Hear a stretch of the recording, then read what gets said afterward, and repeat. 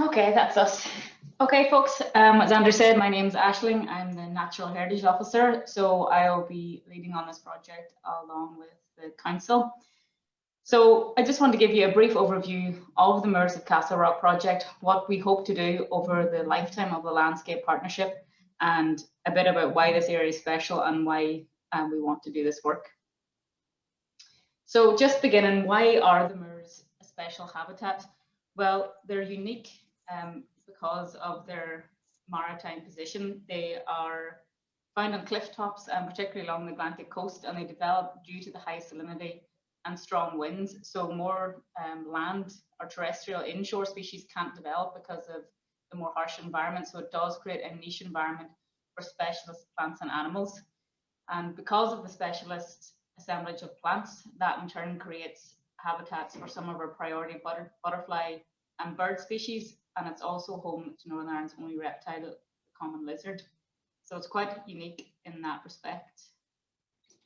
So the current issues at the minute, I'm sure if any of you have been up there in the summertime, you will know the height that the bracken can get to. The site is just overrun by bracken and invasive species. Now that is, bracken would be part of a natural system, but it's just because it hasn't been grazing so long, it's just taken over the entire site and is shading out any other plants coming through. So as I said, in a natural system, there would be light grazing, there would be removal of dead plant material, and that bracken wouldn't be allowed to get a hold and dominate the way it does now. There's also brambles and blackthorn scrub there as well, which are taken away from that native habitat, which would be heather, which is now newly found on the periphery of the site. So our hope is to return the site to a more natural state through a bit of grazing and careful control. So the conservation plan for the site. So as an overview, the entire 25-acre site is in ownership of the Causeway Coast and Glens Borough Council, not the National Trust, just in case there's any confusion about the ownership.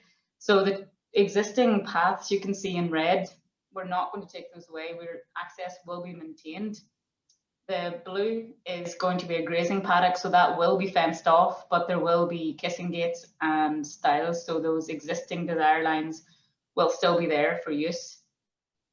The other paddock in green, we're not fencing at this time, but there are some unique assemblages of orchids and native plants in there, so by hand, we will be doing some scrub and bracken control in that area. There's an existing stone wall, which is in yellow, so we're going to get that repaired along with some sections of stone pitching, so that's stone steps up from the caravan park and down into that lower paddock. So they're just a bit unsafe at the moment, so we want to repair those and just make them a bit more visitor friendly. There will also be some interpretation panels around the site to say why the site is special, why there's fencing and why there's cattle in there grazing, just so people know what we're trying to do in this sensitive environment. And there'll also be the opportunity to get involved in ongoing biodiversity surveys, which will let us know the progress of our work and really if we're helping to improve the habitat there. So the first step really, which we hope to get going with this summer, is the control of invasive species. So as I said, bracken really dominates the site.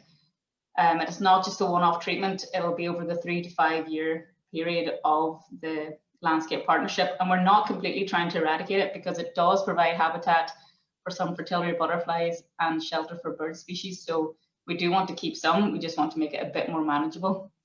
So we will have contractors in to do this kind of work, but we'll also bring the local community and any of you guys that are interested in to help control the bracken on the site.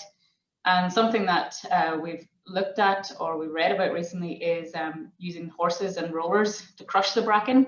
So I'd like to reach out to you folk if you know anyone locally with the Clydesdales, because I know that is a festival in Castlerock. If anyone can put me in touch with anyone who'd be up for doing this with the horses, I think we could create a real good community event from that.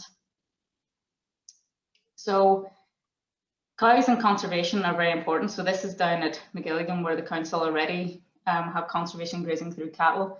So even though there are sheep over at Musenden, we'll not be using sheep because for this habitat they're too fussy. Sheep graze too low to the ground and they stop the growth of new and native species coming through.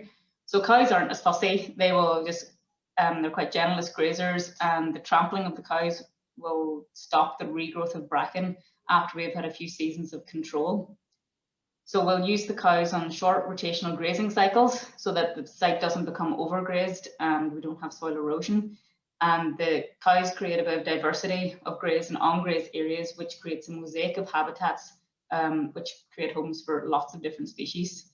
So the cattle will come in towards year 2 or 3 of the project, because we want to have a couple of seasons of bracken control first before we put in the fencing and the cattle. So that will be down the line a wee bit. So finally, there will be opportunity for you to get involved. We want to carry out surveys on the site and a lot of citizen science projects to get you involved in recording what's there.